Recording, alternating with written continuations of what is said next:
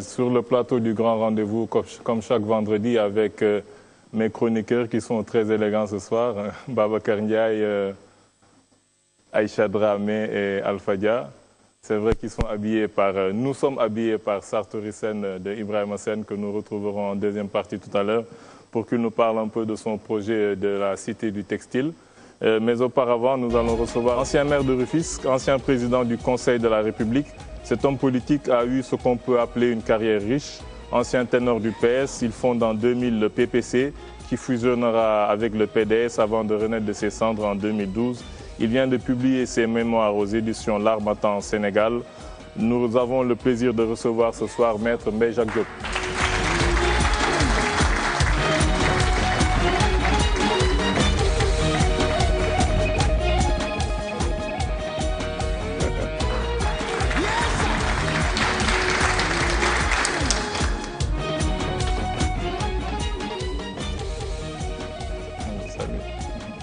Bonsoir tout le monde, bonsoir Maître Mbaye Jacques Diop. Bonsoir. Comme nous l'avons dit tout à l'heure, vous êtes un homme politique qui a une riche carrière derrière lui. Vous êtes un ancien ténor du PS. Vous avez fondé en l'an 2000 le PPC. Vous avez aussi été le président du Conseil de la République. Vous n'aimez pas, je pense, qu'on dise CRAES. Oui. Vous préférez qu'on dise Conseil de la République. En abrégé, Conseil de la République pour les affaires économiques et sociales. Dans la loi, on a dit en abrégé, Conseil de la République. Et non CRAES, parce que CRAES, ça fait un peu CRAIS. Un peu. Voilà, exactement. Donc, je crois que ça, c'est Babacar Ndiaye qui vous l'a soufflé. Donc, vous publiez aux éditions L'Harmattan Sénégal, c'est ce qu'on peut un peu appeler vos mémoires. Donc, c'est vrai qu'à travers ces livres, on apprend à vous connaître un peu mieux. Sous des abords un peu, parfois, je dirais pas rustres, mais les gens ont l'habitude de voir quelqu'un qui est toujours en train de combattre. Voilà, cette allure de combattant, on voit un peu à travers ces livres que vous êtes quelqu'un de très cultivé, quelqu'un qui aime les lettres, qui aime lire, qui aime écrire. Donc, on a vu un peu à travers ce livre. D'abord, moi, je ne savais pas que le Jacques ne faisait pas partie de votre prénom au début. Au départ. Au départ, que ça venait... Ou à l'arrivée. Voilà. Quand j'ai arrivé dans la... oui. Que ça venait du fait que vous aviez toujours un sac que vous portez avec vous. Donc, de Mbaye Sac, c'est passé à Mbaye Jacques. Comment ça s'est fait, ça? Exact. Voilà, je voulais d'abord vous remercier. Vraiment vous remercier beaucoup, sincèrement, de m'avoir invité sur votre plateau, qui est un plateau regardé par beaucoup de Sénégalais, et aussi dans la diaspora. Et dire que je suis un homme politique, aujourd'hui en pré-retraite. J'ai fait événement daté 59 ans de militantisme. 54, congrès des jeunes du BDS à Louga. À nos jours, cela fait 59 ans, bientôt 60 ans. Quand on a une telle longévité, une telle carrière au service de son pays et de sa ville natale, Rufisque, on ne peut que remercier le bon Dieu. J'ai eu ce qu'on peut appeler tous les honneurs dans la vie politique. Je n'ai jamais voulu être ministre. Jamais. On l'a proposé une fois, mais je n'ai jamais accepté. Pourquoi? Parce que j'ai pensé que l'homme politique était celui qui était élu et non celui qui est nommé. Vous l'avez toujours dit fièrement que vous n'avez jamais été nommé, toujours élu, oui, sauf peut-être en 2004. Voilà, exactement. Alors, Mbaye Jacques Diop, je suis né Mbaye Diop, tout court. Mon turando s'appelait Mbaye Cissé, de Rufisque, de Mérina, qui était inspecteur de police. On l'appelait le commissaire Mbaye Cissé. Mais chemin faisant, quand j'allais à l'école primaire, j'avais un sac à partir du CE2, CE1, CE2. Un sac dans lequel je mettais mes cahiers, mes livres, etc. Je ne me séparais jamais de ce sac-là, sauf quand je dormais. Alors les femmes de mon quartier qui étaient des femmes lébou, alors disaient Mbaye sac, Mbaye au sac. Et dans le jargon lébou, Mbaye sac de jaar na fi sànq. Finalement, ce sac-là m'a poursuivi, m'a collé à la peau, jusqu'à ce que, au CM2, quand j'ai voulu me présenter, quand je me suis présenté au CEP, au concours en 6e, alors j'ai mis sur mes épreuves Mbaye Diop dit Jacques. On a corrigé et c'est passé. Je suis admis, je viens en 6e. À l'époque, il y avait au Sénégal 2 collèges.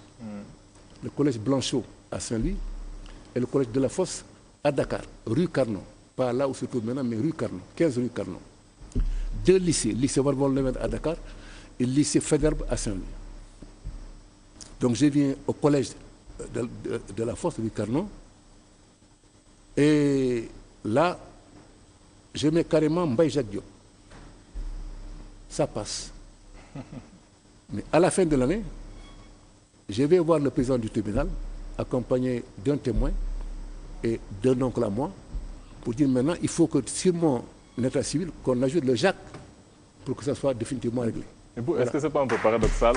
Vous qui avez toujours combattu la présence de la France, vous prenez un prénom français. Est-ce que c'est pas un prénom français? Jacques n'est pas ça. Comme à l'origine. Parce que sac, c'est le sac. Ah ben, Sac étant d'ailleurs français aussi. oui. Oui. Eh bien, hein, sac, on dit maintenant sakou. Ouais, sac, sakou, sakou, ça vient de sac. Je l'ai fait aussi en pensant à l'époque à quelques hommes politiques de l'époque. Jacques Duclos, communiste de l'époque. Je n'étais pas communiste, je n'ai jamais été communiste, heureusement d'ailleurs, pour moi.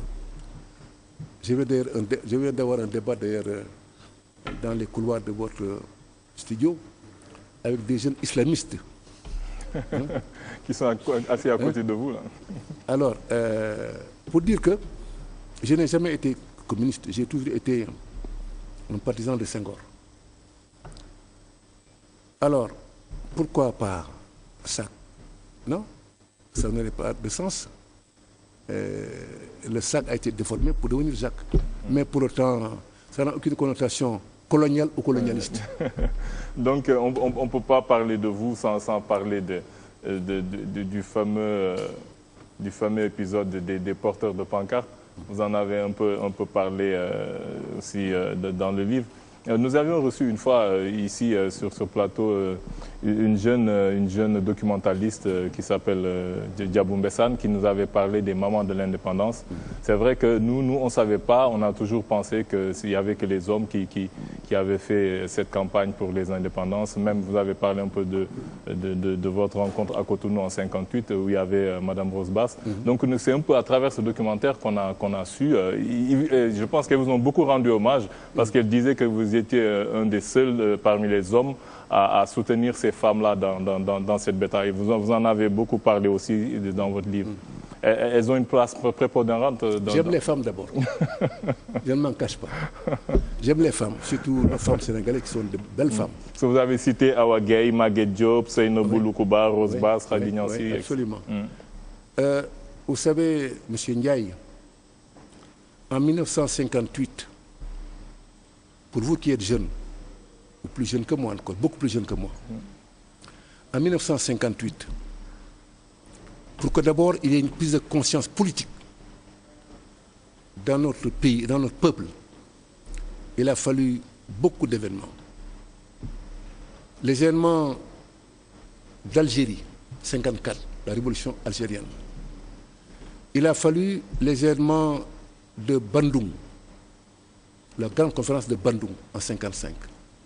Il a fallu aussi l'indépendance de la Tunisie et du Maroc 56 et enfin l'indépendance du Ghana 57. Tous ces événements-là ont forgé et fortifié la conscience politique sénégalaise avec nos leaders de l'époque.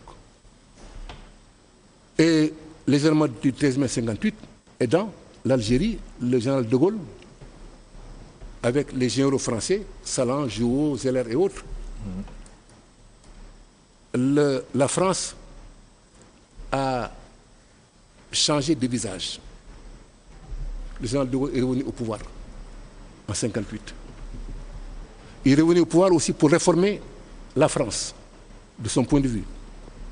Apporter une touche nouvelle à la Constitution française. C'est ainsi qu'est née la Ve République française, que nous avons du reste copiée ici, au Sénégal.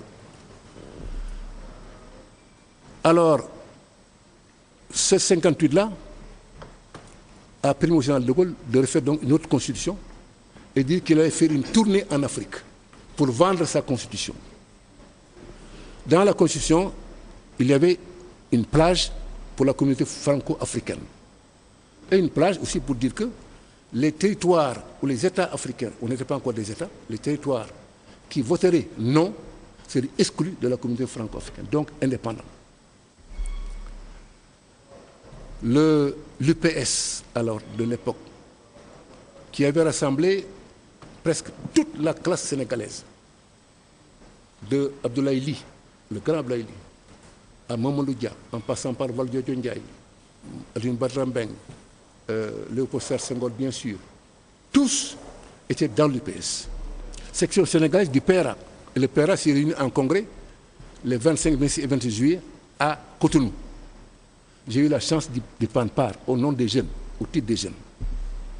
À ce congrès, où la conscience politique était devenue vive, Mamadou Dia était président du conseil, Mamadou Dia, Djibo Bakary était président du conseil du Niger, Amadou Diko était un député français, député soudanais, parce que le Mali était le Soudan en ce moment-là. Donc, Fili Dabo Sissoko, Bari Diavandou en Guinée, Bari Troy en Guinée, Gabriel Lizet au Bangichari, bref, toute cette crème Uber Maga du Dahomey était réunie à Cotonou, et Lamine Gueye aussi. C'est à ce moment-là qu'on a voté pour les 3 mots d'ordre de Cotonou. D'abord, indépendance immédiate. Deuxièmement, nation fédérale africaine, ce que nous appelons aujourd'hui unité africaine. Et troisièmement, confédération des peuples libres et égaux. Mais on a vu qu'à votre retour au Sénégal, il y a eu beaucoup de défections par rapport à ça oui, lors du référendum. Oui, ça aussi, l'histoire le dira encore. Mais moi, j'ai été un témoin de l'histoire aussi. Il faut reconnaître, Ousmane Ndiaye, que quand nous avons reçu le général de Gaulle, le 6 août 1958, de la manière dont on l'a reçu, avec nos pancartes, nos banderoles, et nos cris et nos vociférations, cette demande pressante sur la place Protet, devenue place de l'indépendance, où il y avait 40 000, 45 000, on a dit 50 000 jeunes et femmes syndicalistes. Il y avait l'UGAO, l'Union générale des étudiants d'Afrique occidentale. Il y avait la FEANF qui était en vacances, les Ousmane Kamara. Alors, il y avait... Amadi Alidien qu'on a Amadi Alidien, oui, absolument. Il y avait la FEANF, mais il y avait aussi surtout le MJPS. Section sénégalaise du PRA. Il y avait quelques éléments du PAI. N'oublions pas que le pays... Il y avait aussi le mouvement des femmes. Oui. N'oublions pas que le pays est né en septembre 1957 à Thiès. En 1958, le pays n'avait pas 200 militants au Sénégal. Alors qu'il y avait là-bas 40 000, 50 000. Les jeunes du MJPS, partis de Valdiodio Ndiaye, de Senghor, de Mamadou Dia, ces jeunes-là avaient partout dans les villages et les villes du Sénégal des sections et des comités. Et c'est nous qui étions présents le plus. Jusqu'à présent, on voit dans les films relatant cet événement-là, les pancartes IPS, section sénégalaise du PRA, avec les 3 mots d'ordre du Congrès de Cotonou. Ça, Ousmane, c'est bon pour l'histoire. À Lyon. À Lyon. Oui. À Lyon, Ousmane, c'est pas tellement... J'ai un petit père qui s'appelle Ousmane, donc... Voilà. À Lyon Ndiaye. Et mon père, c'était Oumar, donc c'est les khalifes. Que j'ai connu. Que j'ai connu. Un brillant officier. Parenthèse. Je rends hommage à sa mémoire. Cela dit, Omar, c'est votre père. Moi, c'est Alioune. Alioune Abitalib. Alioune, votre plateau doit servir à vivifier l'histoire. Votre plateau aussi doit servir à dire la vérité aux jeunes Sénégalais. Ce qui s'est passé réellement. Pour que demain, eux aussi, sachent quel a été le film de leur pays, de leur itinéraire. Le 26 août 58, quand nous avons reçu le général de Gaulle, irrité, fâché, il nous a lancé son fameux mot. Maintenant, je m'adresse aux porteurs de pancartes. Si vous voulez l'indépendance, prenez-la.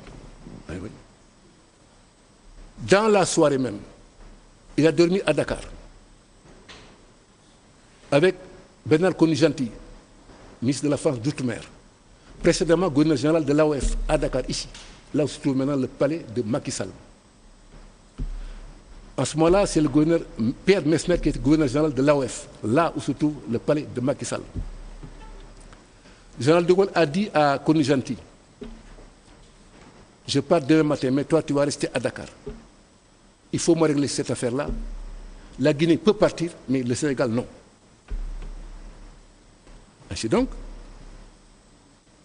Cornut-Gentille est resté. Et avec Messmer, tous deux, l'un gouverneur en fonction, l'autre ancien gouverneur, ils ont convoqué tous les chefs religieux du Sénégal, tous, tant qu'ils sont. Tous les chefs de canton, tant qu'ils sont, tous, sans exception.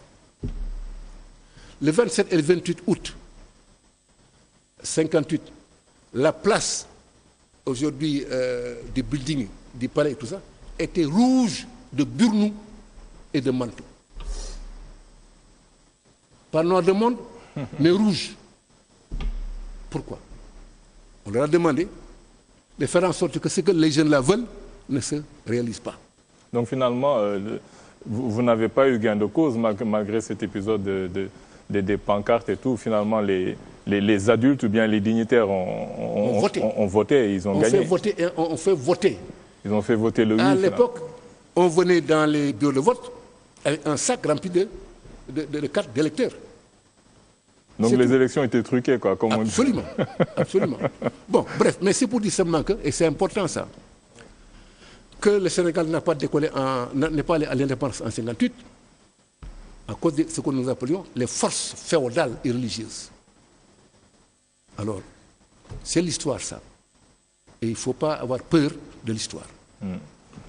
Un autre point, avant de peut-être passer la parole à mes camarades qui ont aussi leur mot à dire, un autre point de l'histoire, c'est l'élection, la première alternance au Sénégal, l'élection de l'an 2000. Là aussi, vous en avez beaucoup parlé, je sais que c'est quelque chose qui vous tient à cœur, ça a fait couler beaucoup d'encre. Entre les deux tours, vous avez quitté le PS pour...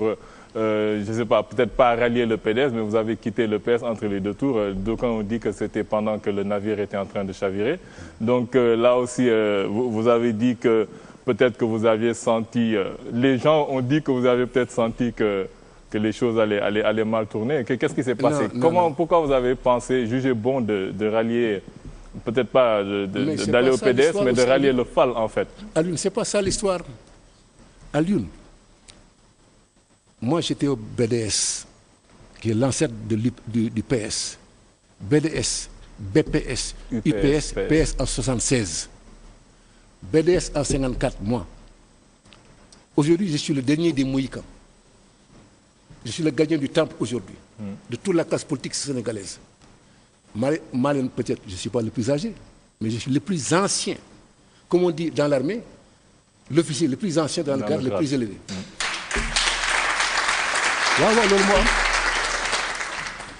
En 2000, qu'est-ce qui s'est passé? C'est le cours de dire j'ai démissionné et c'est tout. Non. J'ai écrit, j'ai averti, j'ai dit le ras-le-bol que nous avions, mes amis et moi.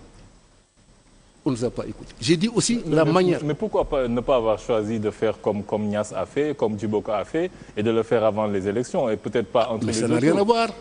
Les élections n'ont rien à voir. Moi, je l'ai fait à un moment où j'ai jugé opportun de le faire.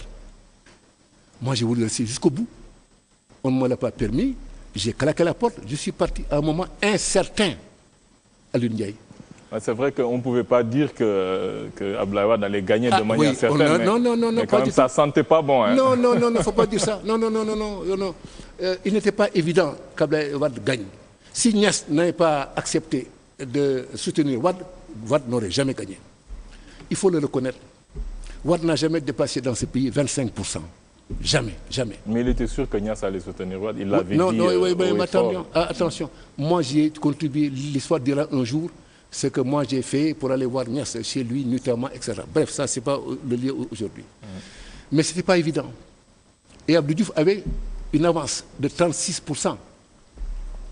Alors, ce qui s'est passé en 2012, où Macky avait 26%, Abdoulaye Wade avait 34%, Idriss Seck 8%, bref, etc. Ce n'est pas le même scénario que le scénario de 2000. Parce qu'en 2000, Abdou Diouf avait 42%, je crois. Même. 42%, exactement, exact.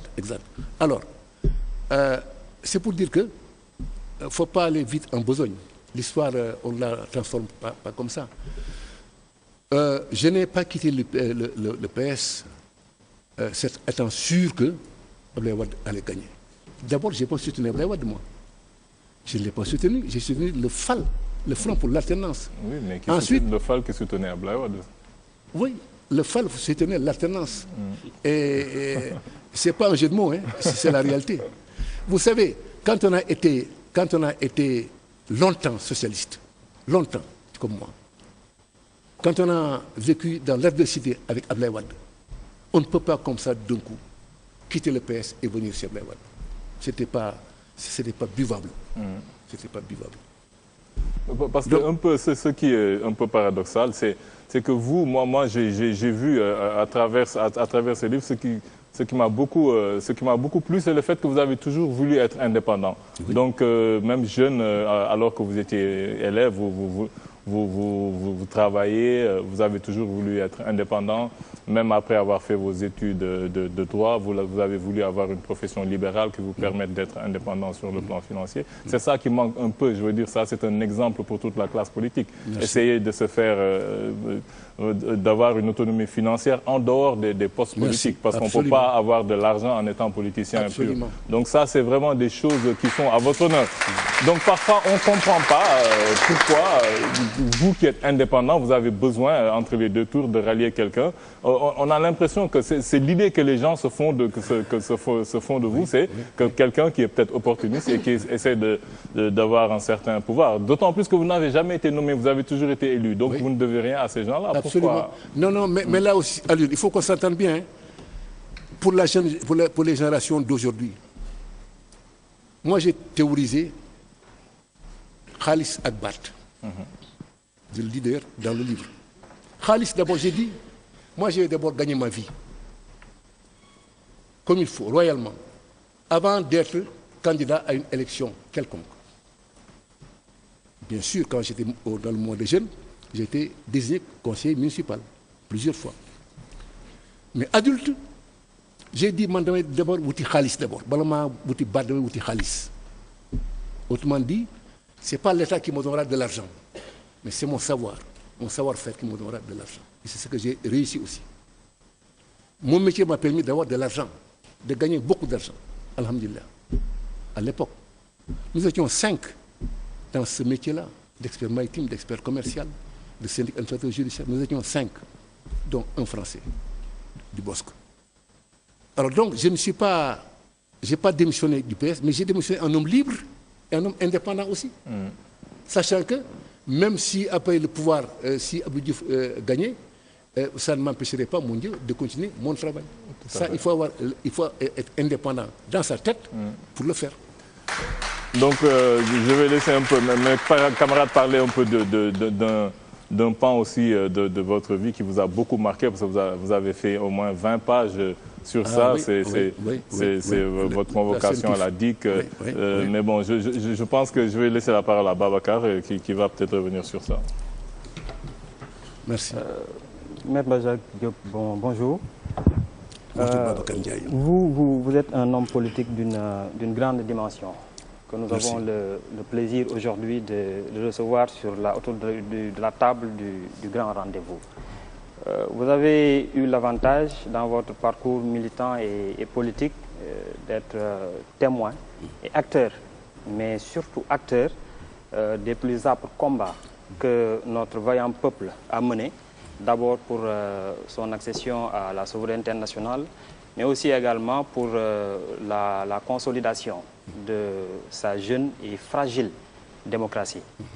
Si nous considérons que cela est, n'est-ce pas, donc un idéal, la démocratie en tant que telle, aujourd'hui encore, ce combat-là vaut plus qu'hier. Et aujourd'hui encore, vous gardez la main, je veux dire presque même en complicité avec le temps, et par la grâce de Dieu, vous gardez la main. Vous confessez dans votre livre vous-même que le statut de retraité de la vie publique ne vous comblait que modérément. C'est une des raisons qui ont fait qu'entre autres, vous avez entrepris d'écrire.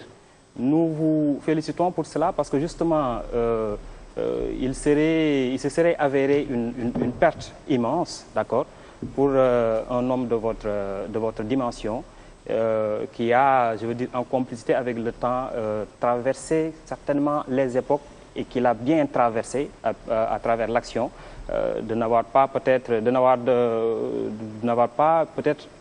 pensé à écrire, à produire et à laisser quelque chose pour la postérité.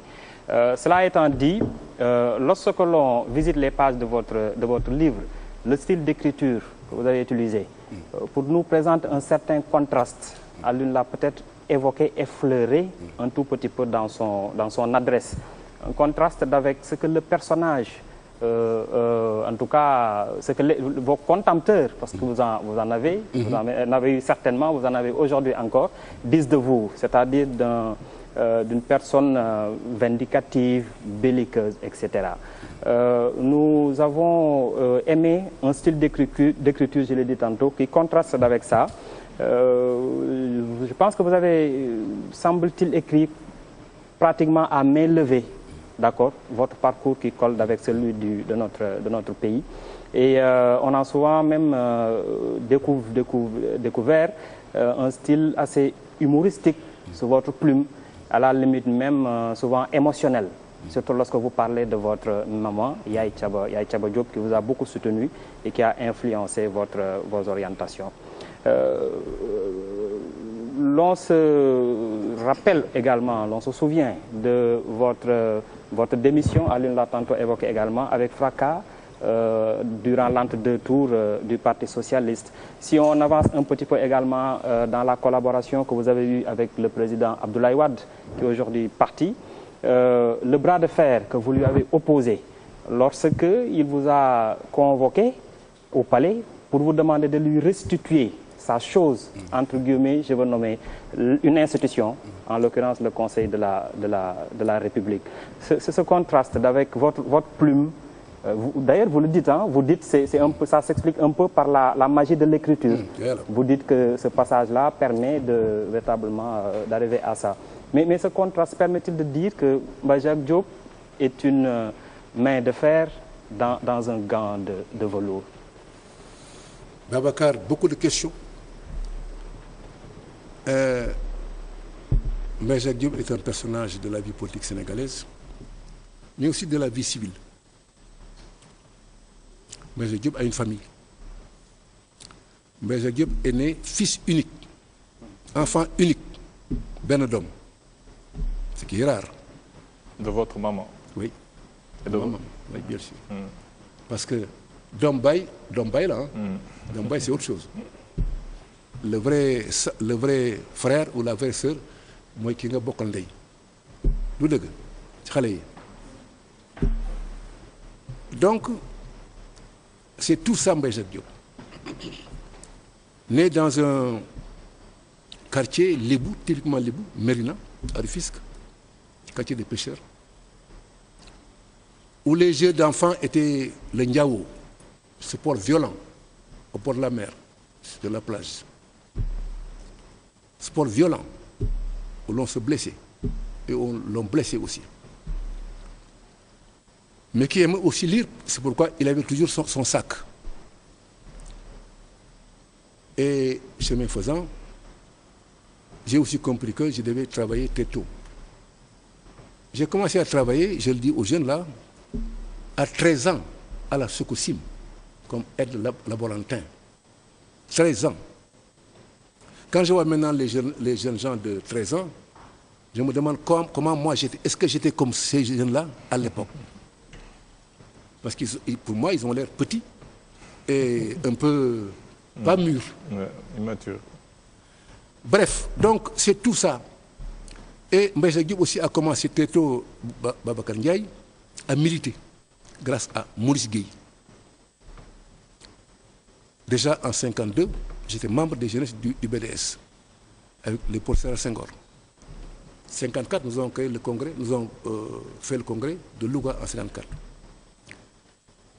J'ai été conseiller municipal pour la première fois en 1960 à Rufisque. 60 à 2000, cela fait 40 ans. Et Babacar, j'ai écrit, comme le disait La Bruyère, écrire n'est pas parler. C'est pas la même chose. Dès qu'on finit la phrase, on sent qu'il y a encore un reste. Je n'ai pas donc voulu polémiquer outre mesure dans ce livre, qui, comme l'a dit Alioune Ndiaye, retrace une partie de ma vie.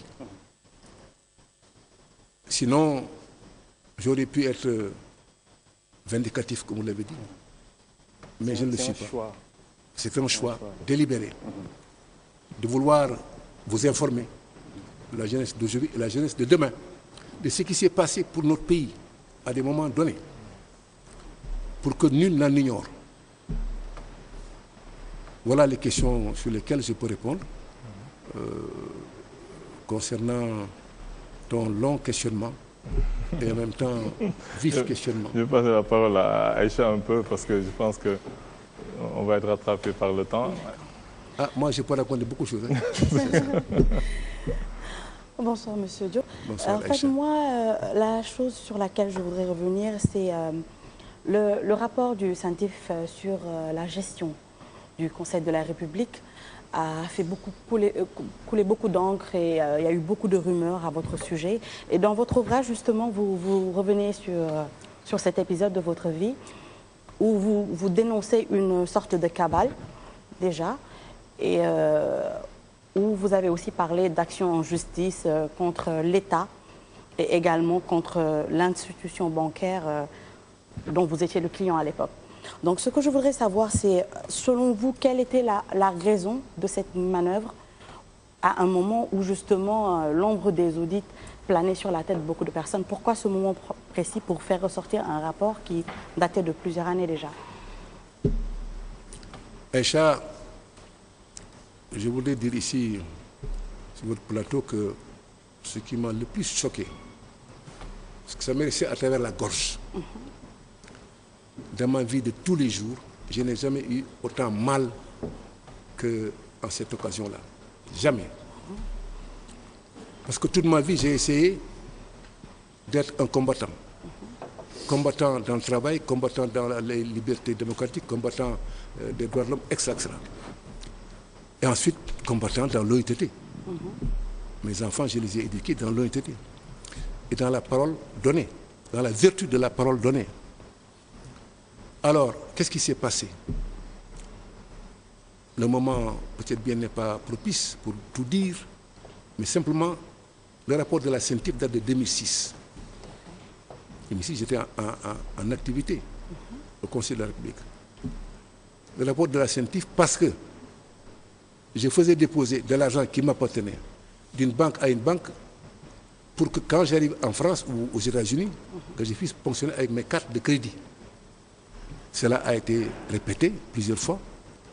Et la banque, le Crédit Lyonnais de Paris... Quand vous dites de l'argent qui vous appartenait, c'était votre argent à vous, ou bien en fait c'était des sommes qui vous étaient allouées par le Conseil de la République? Ah oui, en ce moment-là, c'était ce qui m'était alloué par le Conseil de la République.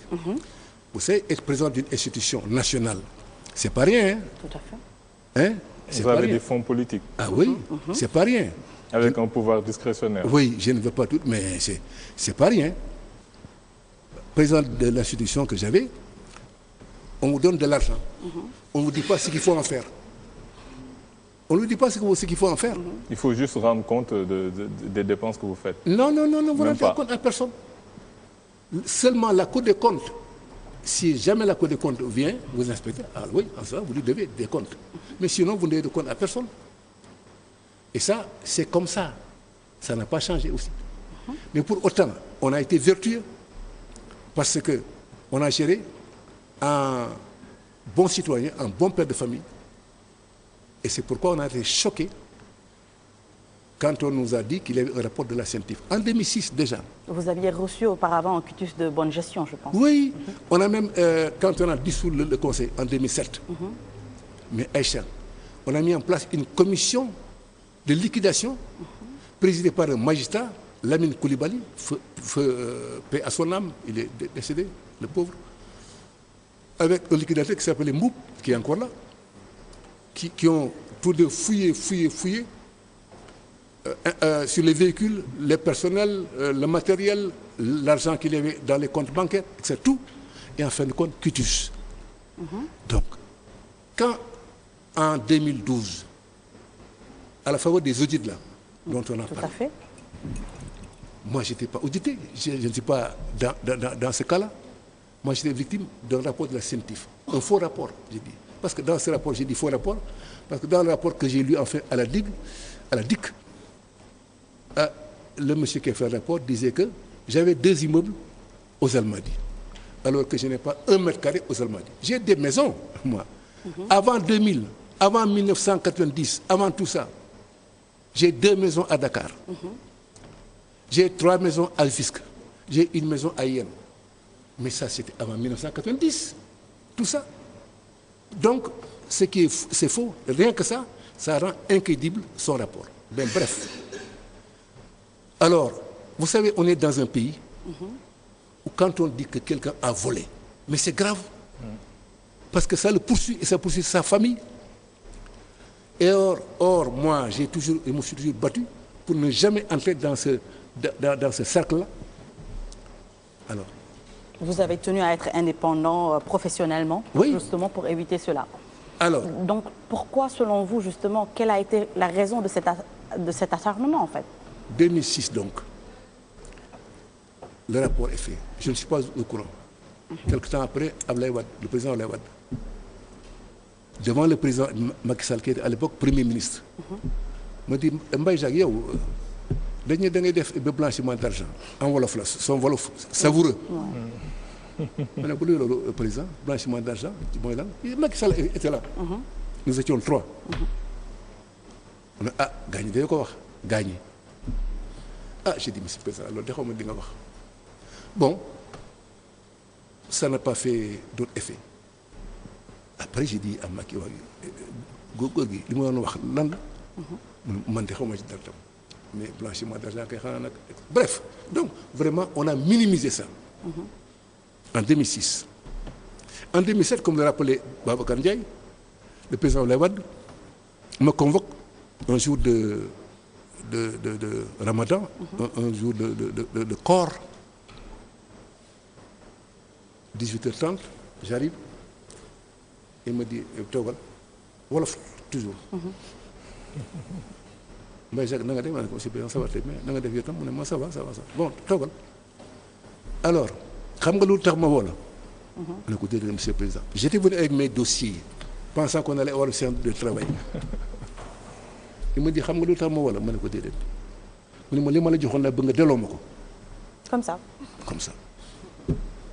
Ma femme m'a dit après que yow bu fekkoon da nga am tension keroog foofu ngay daanu dee mbaa nga crise cardiaque.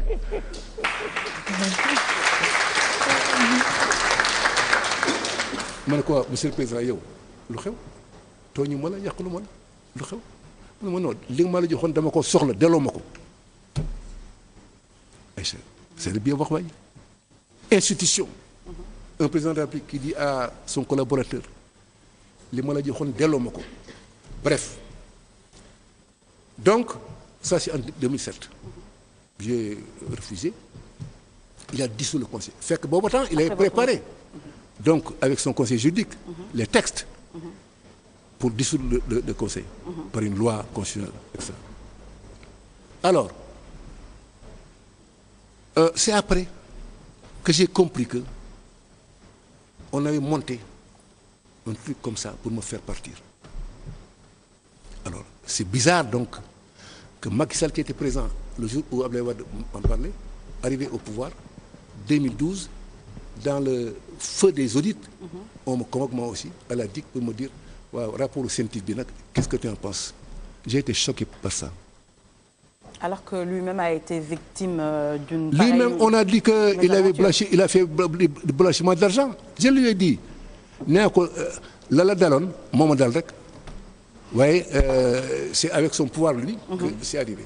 Vous avez dit également que dans vos rapports avec Abdoulaye Wade, vous aviez constaté que le leader du Parti démocratique sénégalais n'était pas démocrate. Oui.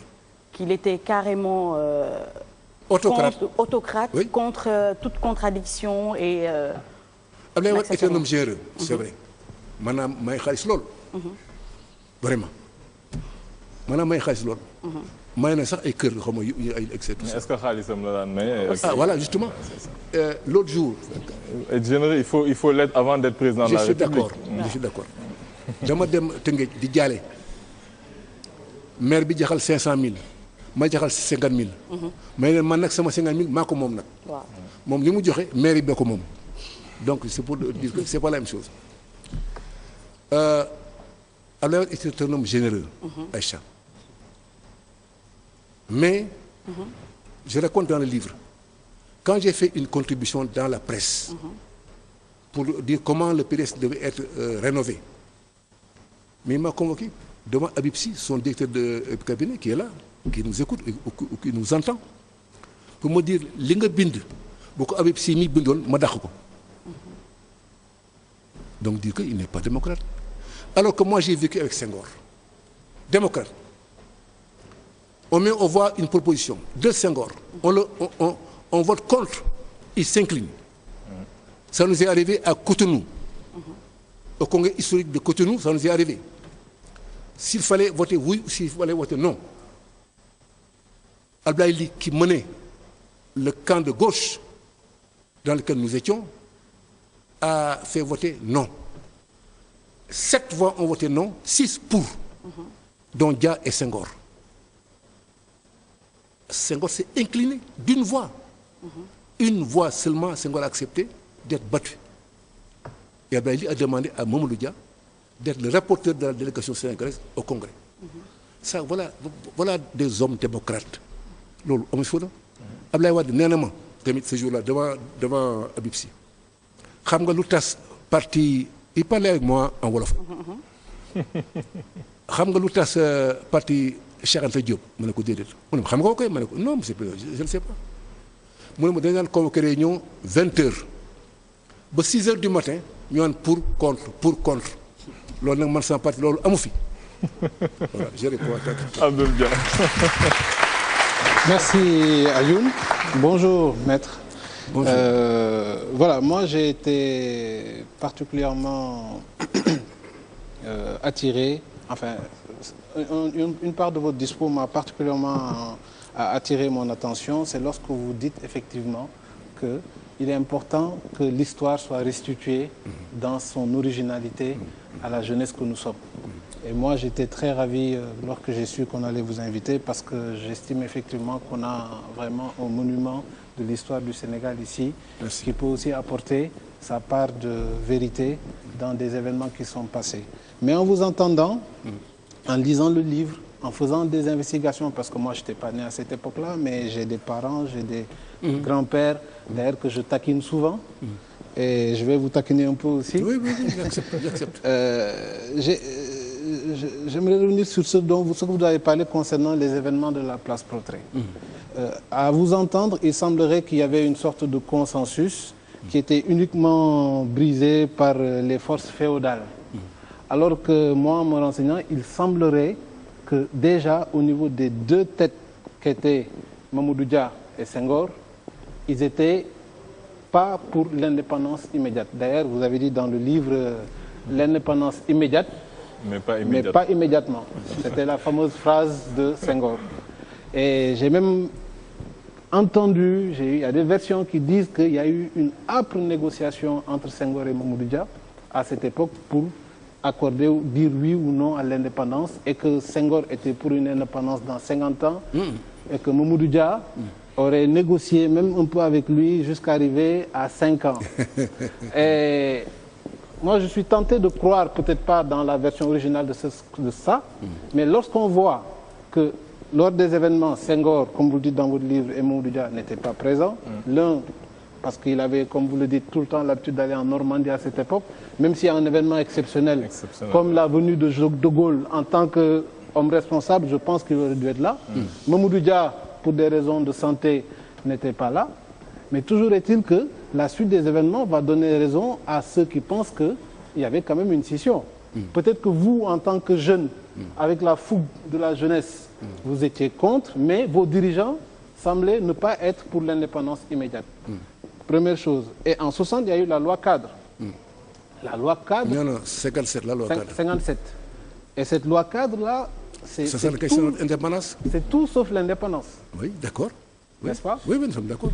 OK. Alors... c'est ce qu'on appelait les joujous et les suceurs. Voilà. Alors, est-ce que vous pensez que... Je suis d'accord que c'est des événements importants, mais est-ce que vous ne pensez pas que c'est à cause de ces événements-là que tout ce qui s'est suivi dans l'histoire du Sénégal s'est déroulé ainsi? Parce que c'était une fausse indépendance. On avait toujours la dépendance économique, dépendance culturelle, n'en parlons pas, on le vit jusqu'à présent, dépendance politique, dépendance militaire, avec les bases qui viennent juste de quitter, et finalement, on se retrouve... N'est-il pas temps de rétablir la vérité et d'arrêter de cristalliser ces faux événements qui, en réalité, sont les véritables causes de notre situation actuelle? Parce qu'aujourd'hui, vous avez cité certains pays qui ont pris leur indépendance en 58, en 57, le Maroc, etc. Mais à l'époque, c'était des pays où on avait le même niveau. Aujourd'hui, je considère qu'on est arrivé à une situation d'échec. Parce que nous sommes dans les pays les plus pauvres du monde et je voulais demander à quelqu'un qui a été acteur de tout cela, quelle part de responsabilité assumez-vous dans ce que moi, j'ose appeler un échec? Parce que si on avait réussi, on serait comme le Maroc, on serait comme le Ghana, on serait comme des pays émergents, mais on voit qu'il n'y a que dans les pays qui ont été colonisés par la France, donc avec une colonisation directe, qui ont eu du mal à se développer parce que les dés ont été tronqués. Dès le début, on n'a jamais eu d'indépendance. On a parlé de néocolonialisme même, etc. Mais jusqu'à présent, moi, par la simple lecture, le seul sentiment d'indépendance que j'ai eu une seule fois au Sénégal, c'est lorsque les Lions ont battu la France en 2000. C'est grave, ça. C'est le seul moment où j'ai senti une libération. Moi, j'ai vécu un peu en France et j'aurais voulu être là-bas à l'époque où... Mais franchement, pour moi, c'était ça l'indépendance. Parce qu'après, on a vu des jeunes ne plus troquer des maillots européens, mettre des maillots de El Hadj Diouf, etc. Et c'est ça l'indépendance pour moi. Mais pour moi, on n'a jamais eu d'indépendance. Eh bien, c'est une réquisitoire sévère, trop sévère. Que je fais souvent à mes grands-pères. Mais moi, je te retourne le réquisitoire. Qu'as-tu fait pour ton pays? Qu'as-tu fait pour ton peuple, toi? Mais ça, j'y répondrai quand j'aurai votre âge. Non. Pour le moment, je suis en train de faire. Tu commences à avoir une barbichette blanche. Qu'as-tu fait pour ton pays? Ah, je fais justement, des choses. Non, justement, non. C'est facile de dire, c'est la faute aux autres. C'est facile, ça. Mais nous avons subi le colonialisme. Blanc et noir. Blanc contre noir. Nous l'avons vécu. Nous avons souffert dans notre chair. Et nous sommes battus contre le colonialisme. Alors, on s'est battu contre l'impérialisme, contre le colonialisme.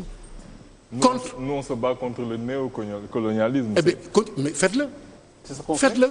Mais faites-le. Attention, Alpha. Attention, Alpha. C'est facile, ça. C'est facile de faire un réquisitoire. Ce n'est pas un réquisitoire, M. Diop. C'est un constat. Non, c'est pas un constat. Regardez la situation du Sénégal. Aujourd'hui, Alpha, tu es dans un studio de télévision. Oui. Eh bien, tu parles librement. Oui. Tu dis ce que tu veux librement. Mais c'est le minimum. Nous, on ne pouvait pas le faire. C'est le minimum. Attention, nous, on ne pouvait pas le faire. Mais on n'est pas on ne pouvait pas le faire, nous. C'est pas la même époque. Mais justement, c'est parce qu'on s'est battu pour que prenne fin cette époque-là. qu'aujourd'hui tu peux le faire. Oui, rends-nous hommage, rends-nous cet hommage-là. Absolument. Nous sommes fiers de ce que nous avons fait. Quand le Sénégal a battu la France en football, en 2002, mais tous nous étions fiers, toutes générations confondues. Parce que chacun de nous avait une certaine vengeance contre la colonisation française. C'est ça que tu as ressenti. C'est ça aussi que moi j'ai ressenti. Toutes générations confondues. Mais ça, c'est pas la même chose que développer un pays. Exactement. C'est pas la même chose que donner des libertés à un peuple. C'est pas la même chose que donner des écoles, des dispensaires, des centres de santé, etc. C'est ça que nous avons fait de 60 à nos jours. Mais par rapport bien ou mal. au véritable développement, comme il dit, au véritable développement, à la véritable indépendance économique, est-ce qu'on a fait de grands pas? On n'a jamais eu d'indépendance dans aucun domaine. Parce que vous aussi, vous êtes collés à des schémas qui sont... Mais oui. Quel schéma? Mais écoutez, vous savez, dans ce pays, on ne pourra jamais décoller tant qu'on n'aura pas dégarni de notre tête, c'est un schéma. C'est pas possible. Quel schéma? Oui. Quel schéma? Je vous ai dit qu'en 58, ce sont les féodaux et les religieux qui ont empêché que nous votions non. Mais Senghor surtout était non plus Mais pas non, pour l'indépendance. Alpha, là aussi, non, ne dites pas ça. Senghor, je vais vous dire ça, la réalité aujourd'hui. Senghor, Djibo Bakary du Niger, était comme Mamadou Dia, président du conseil du gouvernement du Niger, sous la loi cadre. Mamadou Dia, président du conseil du Niger, ici, président du conseil du gouvernement, ici, au Sénégal. Djibo Bakary était président au congrès du PRA de Cotonou. Il est venu avec 50 Land Rover de Niamey à Cotonou. Pour montrer que l'Afrique était une et indivisible. Mais vous savez ce qui s'est passé avec Djibo Bakary. Les Sawaba sont partis, qui regroupaient l'ensemble des forces vives du Niger. Quand Djibo Bakary a dit qu'il allait voter non, mais ce que les Français ont fait à Dakar, ils l'ont fait au Niger. Et les gens ont voté contre la position de Djibo Bakary. Et ils l'ont battu. Et les Français l'ont enlevé. Senghor avait peur de ça, ici au Sénégal. Parce qu'effectivement, les forces que nous appelons les forces féodales et les forces religieuses avaient pris position. Moi, mes parents du Cap-Vert, ils avaient dit quoi? Nous voulons un département français. Nous voulons que le Cap-Vert devienne un département français. Oui. Vous imaginez? D'accord. Alors, mais ça, il fallait... donc, ce n'est pas si facile que ça. Je vais continuer malgré ce que vous dites dans mon réquisitoire. Oui, je vous écoute et je vous répondrai. Et il y a la suite des événements. Oui. Entre 60 donc jusqu'à 62, il y a Mamadou Dia qui prend le pouvoir. 57 à 62. 57 à 62. Oui. Et qui commence vraiment à sortir un peu de la loi cadre. Parce qu'il commence à essayer de vraiment redresser le pays. D'ailleurs, dans la préface que mon oncle Cheikh Hamidou Kane fait, il explique comment on avait voulu faire une réforme administrative, faire un développement économique. C'est dans ce cadre-là que vous avez été affecté à Thiès, etc. Et donc, il y a on va même jusqu'à raconter les anecdotes selon lesquelles Mamadou Dia peignait les jambes des prostituées en peinture. Donc, il y avait une sorte de redressement moral qui avait été enclenché. Et ça, vous croyez que ça se conforme à la liberté? Je finis. Est-ce que vous ne pensez pas que Senghor, justement, a voulu briser cet élan-là? Non, c'est pas seulement ça. Et Et que c'est ça qui a déclenché les événements qui ont conduit à ce fameux coup d'État? Non. Alpha.